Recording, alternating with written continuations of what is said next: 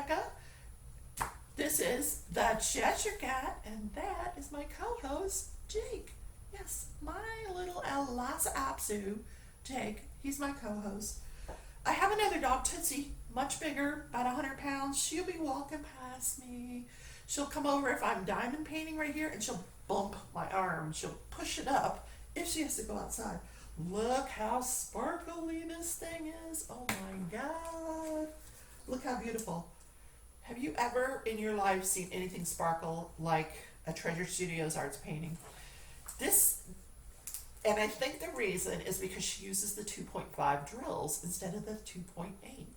Now, why would that be? I don't know, but it just is. So I decided not to put any bling on this because the colors are just so gorgeous without it, and it's so sparkly. I will say though that I did put in the eyes, you may see like the original sparklers, there's only like 2 or 3 in each eye. So it's very subtle, but yeah, it's there. So I'm working my way down this log that he's sitting on. Here's his leg that goes over the log. So I'm working on this log, which has dark blues, black, and some other colors mixed in. So it's kind of boring. It's a lot of color blocking right now. And then we're going to get down into here, which I think is some mushrooms or flowers or whatever. I don't know. So I see some pink in there. So I'm headed that direction. What else is going on? Okay, we have my gnome. Yes, isn't he adorable? He needs a name. I haven't thought of it yet. And then we've got a squirrel. Oh my God, it's so cute. He needs a name too. Anyway, they're helping me out as well. So I got lots of help today. I am also working on, because you know me, I work on way more projects than just one. This is my like weekday project. Then I have the weekend project, which is Shepherd's Cottage by Diamond Art Club. That's in the closet. 75% done with that. And my goal is to finish Shepherd's Cottage this weekend. Then I will start the Ice Princess, which is going to be blinged out. Now I am going to use my own drills for that. My goal is to use, I'm probably going to use more sparklers than what Jen and Wolfpack are planning to do. I want my plan to be a little different than theirs, just because I don't think we all need to do the same thing. So I want to bling out that dress with some of those sparklers, like the, oh my gosh, I have to show you. Okay, I'm back. So I went and I got the Ice Princess. So I'm gonna get her out. I've got her rolled up here, and we'll just unroll it real quick. So she's over her friend, the Cheshire Cat. Now she's got this snow leopard here and this gorgeous dress. So what I thought, like the dress, at the very least, these ruffles, I want to put in this mermaid glass, which is the sparklers, and they're called mermaid. You know, I want to put a lot of that into the dress. So, and then on the top part of the dress, I want to put a lot of the original sparklers. So it's really the dress I want to focus on with sparklers, and then maybe add ABs down in the other areas where of the painting. But the actual dress, I'm going with sparklers versus ABs. Now what's the difference? So ABs are acrylic drills that have an iridescent coating on them. So they catch the light and they twinkle a little bit more than a regular drill. Now a sparkler is actually made of glass and it has an iridescent coating. So you're getting, these are like ABs on steroids, is what Tima always says. And that's Tina from the website dpwithsparklers.com. So that's why I want to go with sparklers for the dress. I want her dress to look like glass that glistens. And then I want to have that iridescent coating on the drills in the other places on the painting. So that's where I'm going with Ice Princess. Um, and after this, we're gonna go with, we're gonna do Red Riding Hood after this, and we're gonna blink her out too. But first we're concentrating on Ice Princess. So I'm gonna roll this up, and we will put it back where it goes. We're not getting it out until we're done with Shepherd's Cottage. Okay, sorry, I'm back. So what I'm doing now is I'm just filling in that part, like I said, the wood that the Cheshire Cat is sitting on. Now I've got my trusty iPad here. I don't know why it's here. I'm not even, I'll just move it. This is what I use when I'm doing a live, and this is my iPad. It just sits on this little pillow thing in the pocket. See? I cannot put down in the description where I got this thing. It is so old, but it's so comfortable. So I put it in this little pocket, and then I put the chat I put YouTube, I put it on mute, and then I watch the chat from here. So that's what this is all about. But today, I haven't talked to you guys in forever. How long has it been since I did a WIP Chat? I can't even remember. And one of the reasons I haven't done it is because I feel like I have this super boring life. Seriously. I'm in here, I'm crafting. I get up in the morning, all right, let me back up. All right, I have a job. Yes, I work. So I am a physician peer review coordinator. Now, what is that, you're asking? Okay, so that is, I work for the hospital. The local hospital is called, it's owned by Ascension Via Christi, but I work for the medical staff at 3 different hospitals. So it's Ascension Via Christi Wichita, Ascension Via Christi St. Teresa, and Ascension Via Christi St. Joseph. So the 3 medical staffs are what I focus on, the physicians on those medical staffs. So if the risk manager for any of those hospitals gets a concern, either from a nurse or another doctor or a patient about a physician, then it's my job to investigate that concern. And I will I do report to the chief medical officer, which is the same for all of those hospitals. And we work hard to resolve that concern. So that's what I do. But I haven't been doing that because I had knee surgery. I elected, this thing with the COVID started March 13th. For me, that's when it started, March 13th. And they stopped all of the elective surgeries. They had us working from home. So I was working from home from my dining room table. And it was kind of difficult to navigate because ergonomically, and for those of you who do not know what that means, it means I could not sit in that chair at that dining room table for any longer than 2 hours, or my back would start hurting, everything would start hurting. So ergonomically means, when you're at a job, it's the employer's job to make sure that your hands are functioning at a good level so that you're not getting injured, that you're sitting at your desk properly so that your back's not hurting you, that your computer's at the right height, your desk is at the right height. All of that is stuff that they take into account. It's called ergonomics. So ergonomically, that dining room table wasn't working for me, but I didn't mind because I knew, I didn't think this one was going to last very long. Did any of you think it was going to last very long? I didn't. I really didn't. I mean, once we went past 30 days, I was like, whoa. So May came. I had already planned to have knee replacement May 13th. Well, May came and they decided, we're going to open back up elective surgeries, which they had stopped for a period of time.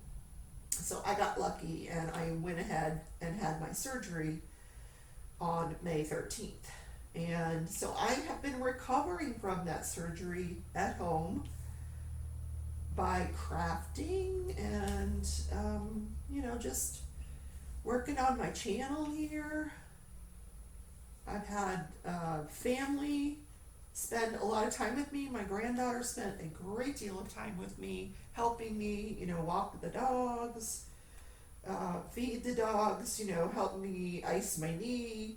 She was a big help. She really was. She's 12, and she was a huge help to me. But also during that time, I decided I could drive my car, which I proceeded to do and get into an accident and totaled the car. So that car was history. So I spent the rest of my time at home with no car. So I just recently got a car last Friday, and so I have a car now. But I went back to work about 3 weeks ago. So, but it's still at home. Our job is at home. My category of job is at home until September. So I had to make some adjustments because I knew that dining room table was not going to work for me, especially with the knee. So what I did was I put my Heaven and Earth design project, which was in this corner of my craft room. It took up the whole corner. I had built this thing to, brace it on, and I had a computer over there and a light pad over there, and everything was over there. So I took it all down and put it away for another day. And now I just have a desk over there that is ergonomic for me and comfortable enough for me to sit there for 8 to 10 hours a day. I don't sit there for 8 to 10 hours a day. Please don't kid yourself. And it's nice because this drafting table, if I'm on a conference call, I'll swing this thing around to the desk over there, and I will be listening on my phone and perhaps, doing some other things here on the drafting table. Perhaps. I'm not going to say. But anyway. But I'll get up maybe,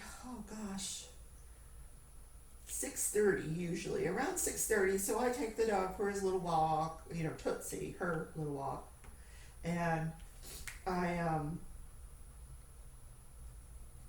make my coffee, and then I'm at my desk here in the craft room by 7 o'clock. And so by 3:30, I'm done. And they know that, because even when I worked in the building in the hospital, I worked 7:30 to 3:30. So I would be there by 7:30. I would come in and make the coffee, turn on my computer, and I was out of there I'm just not a late afternoon person. I never have been.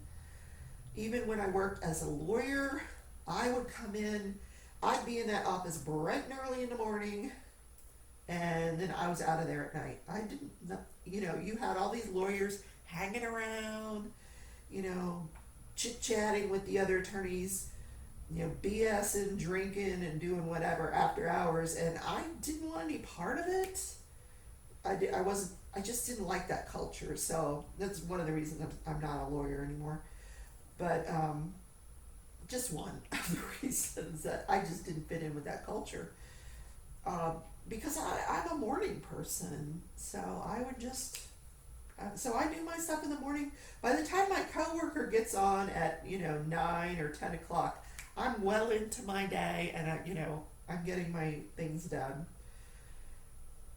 But by 3:30, I want to be here. The crafting table gets turned back around, and I get on the horn with my friends. Now I've made a group of friends on Facebook Messenger. Oh my God, what a great tool!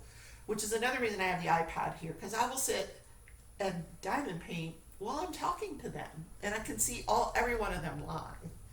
And it's very fun. I've gotten to know them really, really well, and we really it's a great, great group of people. And if we have questions, we can ask each other. If we have drama going on, we can talk to each other about it. And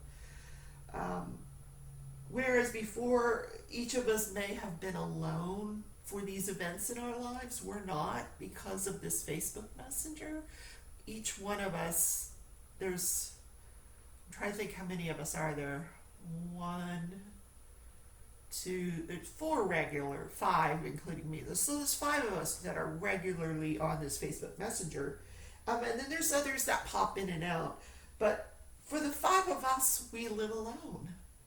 And we don't have anybody else to bounce things off of. Sometimes we're not even talking. Sometimes we're just diamond painting. And, something will pop into our head and we'll talk about it. But sometimes it's just quiet. Just really nice, quiet, where we feel like we don't even necessarily have to be chit-chatting, So I've really become accustomed to that and I enjoy it. I really do. And I will consider them all very, very dear friends, probably for the rest of my life, that we've gone through this COVID thing together, is just so strange. And gosh, it's July and we're still wearing masks. We've still got COVID patients in the hospital. At our hospital, they took the pediatric floor and they actually moved them somewhere else. And then what was the pediatric floor became the COVID unit. And there are still a good amount of patients in that COVID unit. Now, I don't know what level of illness they have or anything like that, but I mean, it hasn't gone away, people. It hasn't. So, it's scary, really scary for a lot of people. I got one or two masks in my purse and I wear them inside the store. I hate them because I feel like I can't breathe, but it's a necessary evil these days. I'm getting used to it. I think most people are getting used to it, but I remember when China used to be that way, they were the only country that was that way, where they were always wearing masks, and we would laugh at them and think, oh, why are they doing that? And now we know. I think it's always, is it ever going to not be that way again? I don't know. I really don't. I mean, will we always have to have that mask nearby? I want to go to a bigger, I learned over the weekend, a lot of you guys are single placing everything. I'm like, I would never get done with a single placer. So this is, what is this? This is a 7-placer, but because these are such tiny diamonds, I can get maybe 8 on them. So whenever I can, I try to take advantage of my 7-placer. Just because if not, I would never get done with this painting. But I understand you guys you're really fast drillers. Okay, good for you. I can't do it. I cannot drill that fast. And, I'm talking to you now, so I can't talk and drill that fast. I don't know. But I just feel like, especially with this color blocking, oh my gosh, you've got these super large areas of color that you've got to cover. I just get my 7-placer out, and I've had this daggum 7-placer for a while now, and I just keep on using it. I love it. I really do. And I'll just go down, like here I'm putting the symbol F, which it's a dark blue, and I'm just going down the line and putting it on here, plucking it on here, then we'll move on to a different color. I mean, see how fast that goes? I know some of you are super, super anal and you want your drills to be super close. My sister's like that. She's got to have every one of them absolutely lined up straight. And when I am looking at that Hope Runs Deep right up there, that was all round, and I was trying to get everything perfectly straight. When I'm looking at it now, I cannot see the drills that are out of place because I'm not I'm 4 foot away from it. As are most people. I very seldom see anybody walk up to it and look at it in the same proximity that we are to a diamond painting, which is like a foot and a half away. Nobody stands a foot and a half away from any of my diamond paintings and looks and goes, "Oh, that diamond's crooked." Sorry, folks. They just don't. Their eye sees the bigger picture. And they see the cat. There's the Cheshire Cat. So, I'm going to switch colors though. I want to see what there's 2 other colors going on here. I want to see what those are. Just for a change here. Let's go to this color. It's just a different blue. And then what's this one? Is probably a different blue, right? I don't know. Yeah, oh gosh. So I'm putting in black 798, 796, and 797. So very, very small differences in color. Wow. That is so funny. Okay, where are they? Oh, they're in here. Let me move my other glasses.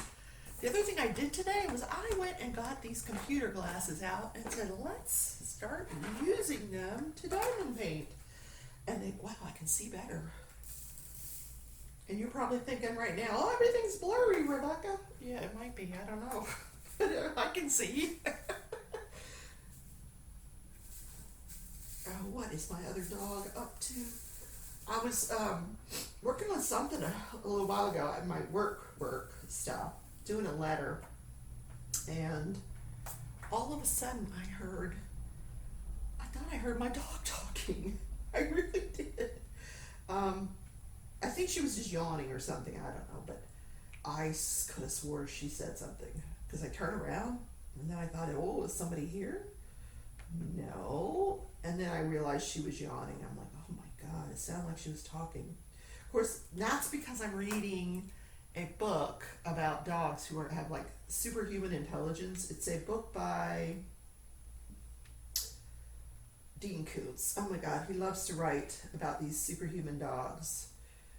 Like, they're genetically created to have, human emotions and human thoughts, and it's fascinating. If you've never read them, I think the first one's called The Watchers, and the one I'm reading now is called Devoted. And there may be other books out there like by him that are on the same lines as The Watchers and Devoted about these dogs, but it's so fascinating. Just because I always think of my dogs as being like with superhuman intelligence, but they aren't really. They're intelligent animals, but I don't know that it goes on the long lines of superhuman. I don't know. Maybe. God never knows. Oh, let's see. Okay, where is it? I'm just gonna do this part right here. See if we can get that going. It's just the same blue. I'm using my 7 placer, and that just wants to sit right there. Sometimes it sticks to the pen. Stop it. So what else has been going on? Not much, because like I said, I'm here in the house. I'm here in the house. I found the crochet hook that I lost the other day. Some of you know I lost a crochet hook. Just bounced out of my hand here in the craft room, and I looked and looked and looked and looked for that daggum thing. I swept the crafting floor. I looked in containers that it could have fallen into, because I've got stuff in containers everywhere in this room. There's containers. Oh my God, this room is a mess.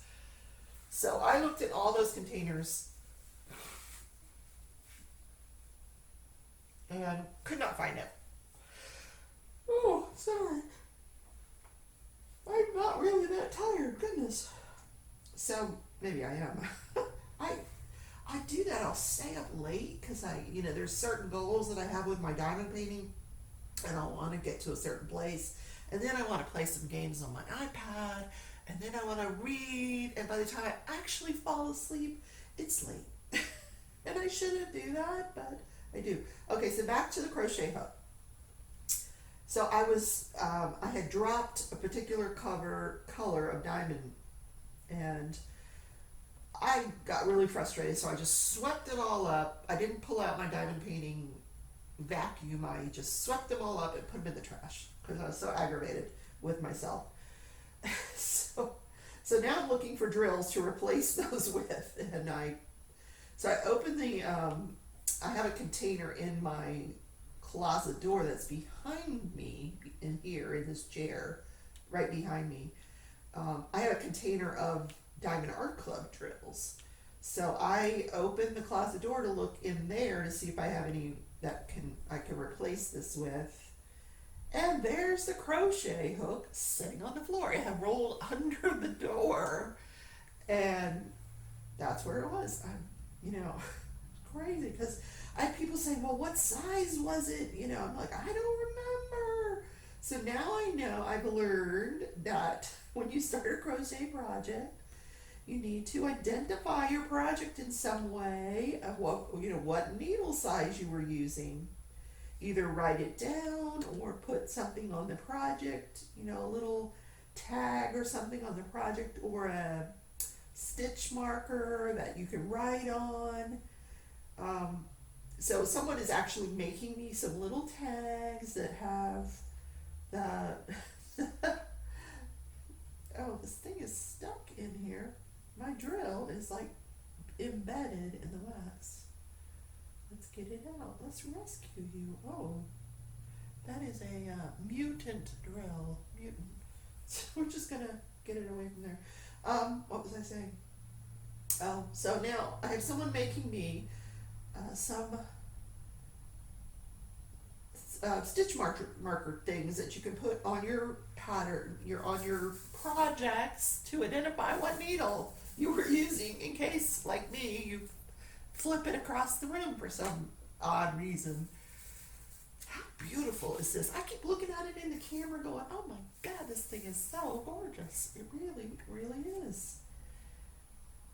1, 2, 3, 4, 5. I'm counting because I want to get this little section done. 1, 2, 3, 4, 5, 6. Or is it 5? I don't know. It is 6. Okay, so this is really wonky. Oh my goodness, I have to straighten it out. I do straighten them sometimes, but anyway, so something interesting about me. So I was telling, this is a funny story, and I thought of this the other day because I was watching this show on television. I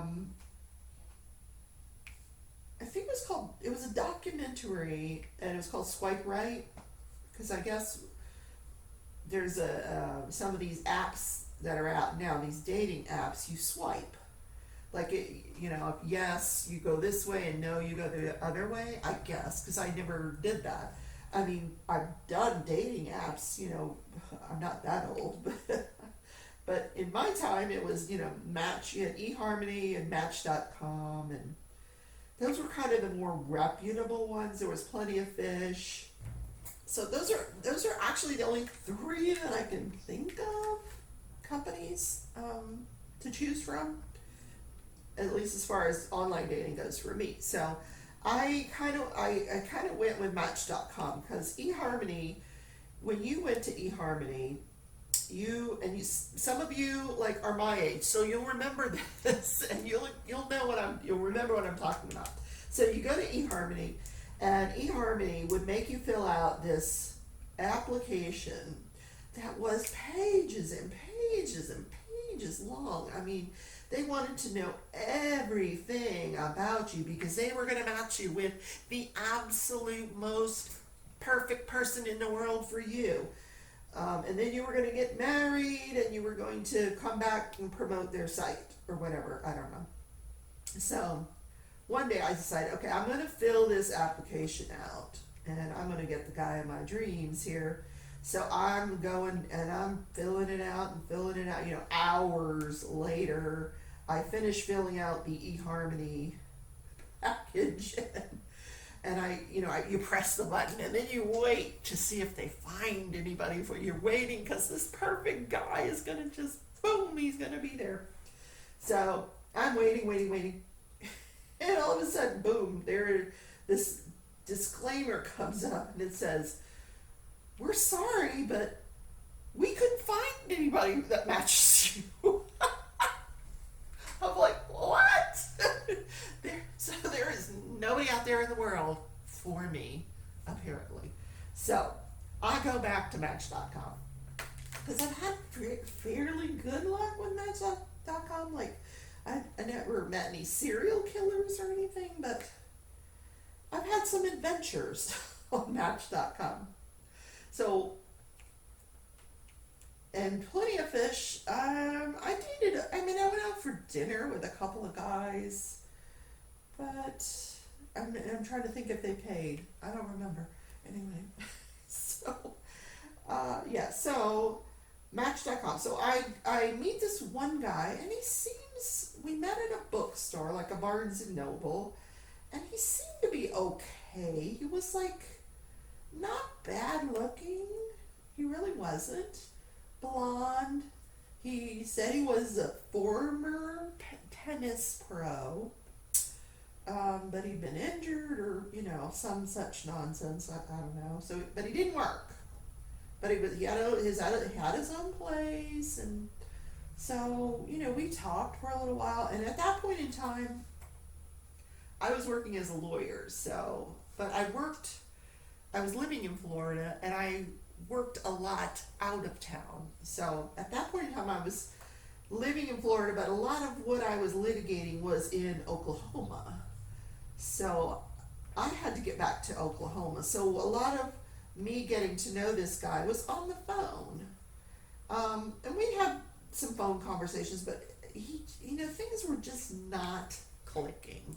But I said, I'm going to be home on such and such a date, and I need, because I have my boss, every year he would plan this huge jazz festival in Fort Lauderdale. I mean, it was huge, big entertainment, big, names in the industry.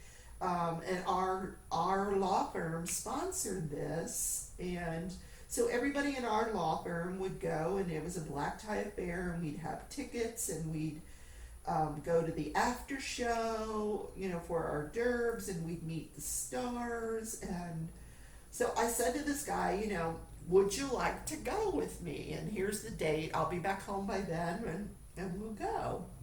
So he's like, okay.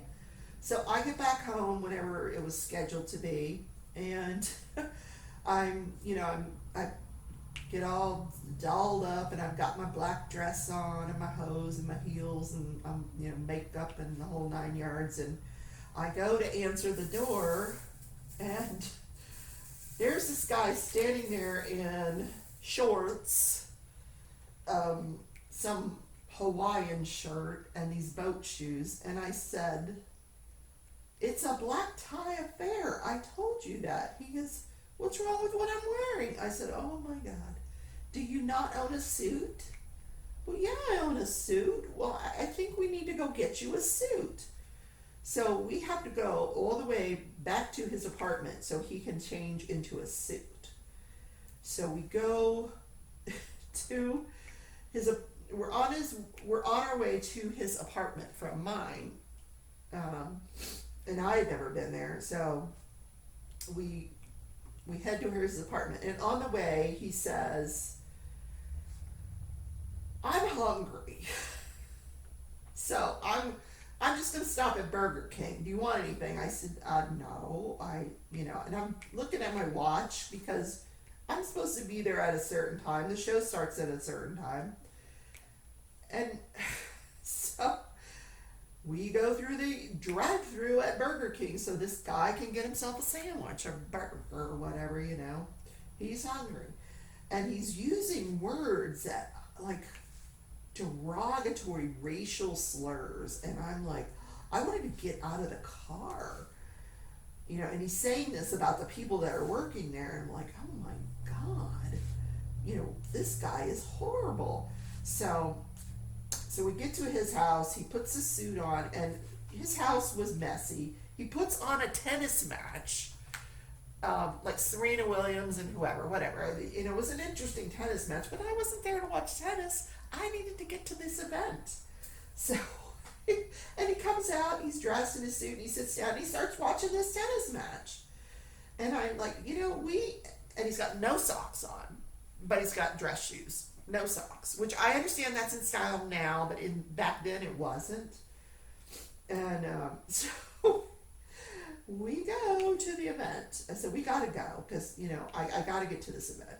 I can't watch tennis right now. And I'm trying to be nice to him.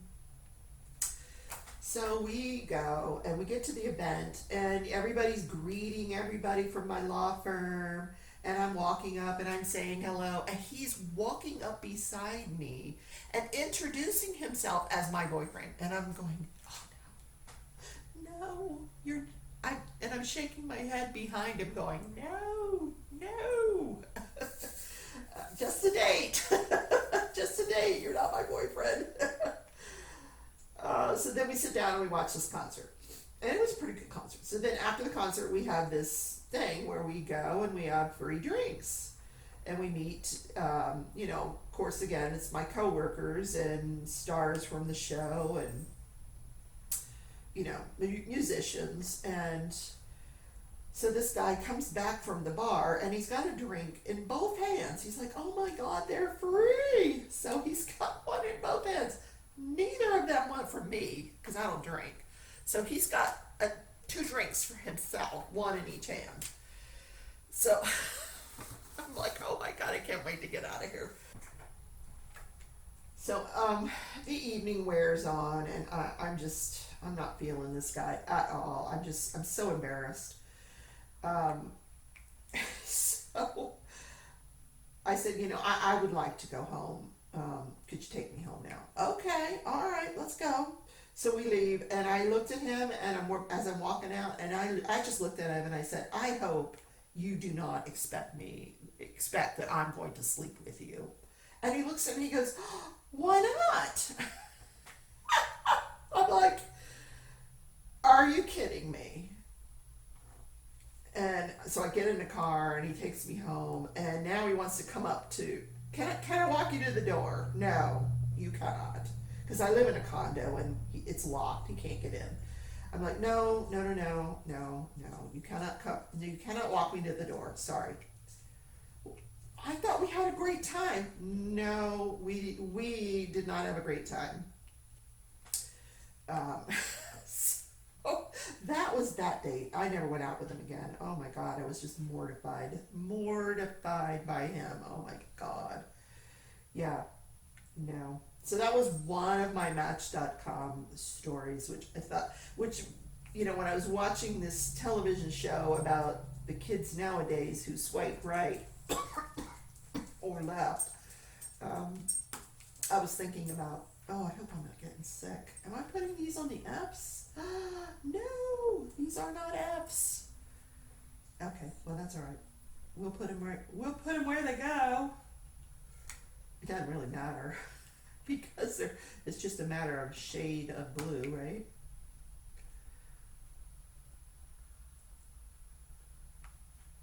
So that was my Match.com story.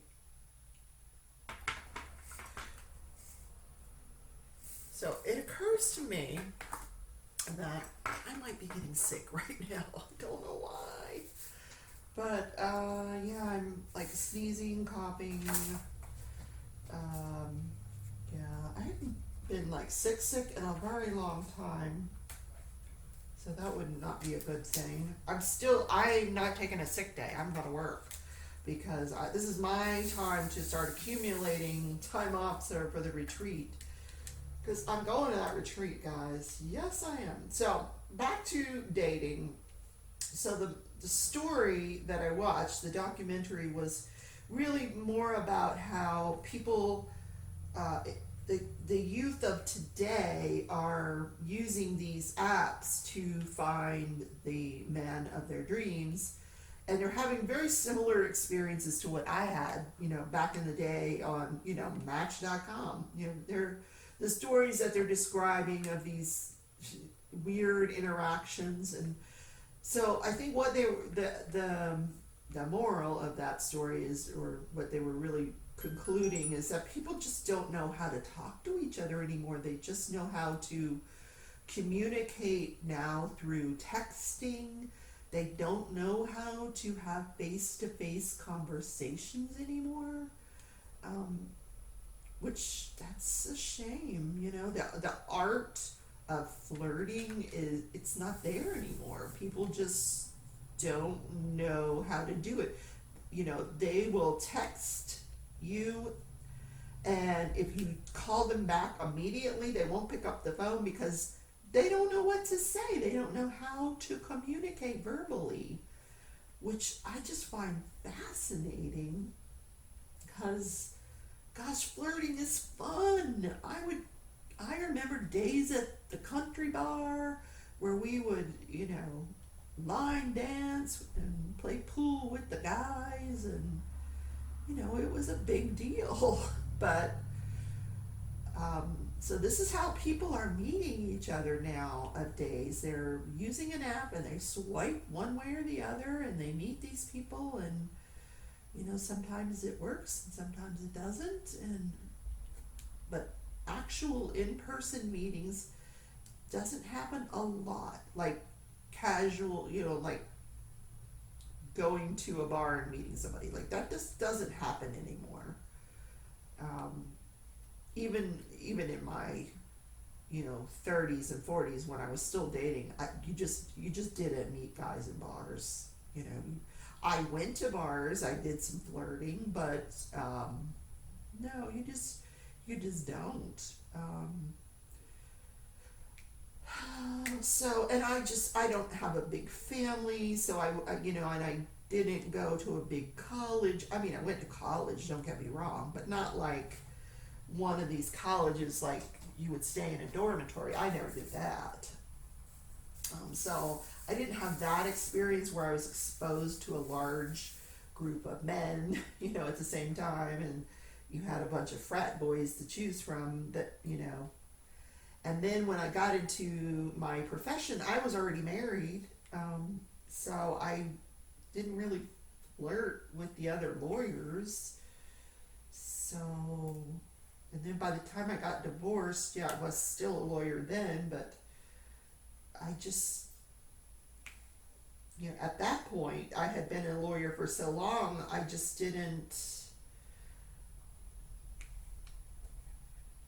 I wasn't interested in a lot of the lawyers that I knew. I mean, I had one lawyer that I dated. The entire time I was a lawyer, 15 years, I had one lawyer that I thought that I had any interest in dating. And I will never disclose his name because he was married. And I knew he was married, and I did not date him with the intention of breaking up his marriage. We were just having fun. And that was it. That was that. So that's my dating, dating. I'm sure there's other stories that'll be triggered, and I'll come to mind one day and I'll share them with you. But for now, that was the one I remembered because it was so similar, I guess, to one that had been told on that show. It's just funny how, some guys, they just don't have a clue. They don't have a clue how to dress, how to act in front of women. I mean, oh my God, like where were you raised that you don't wear socks with your shoes to a formal event? I don't know. Anyway, so this is my WIP Chat. This is Cheshire Cat. Jake is still in his little place. He hasn't moved. So a couple of things I would like for you guys to do in the comments is let's name the gnome, let's name the squirrel, and I will see you guys in the next video. Thanks for coming on this journey with me and having some laughs. So you guys take care.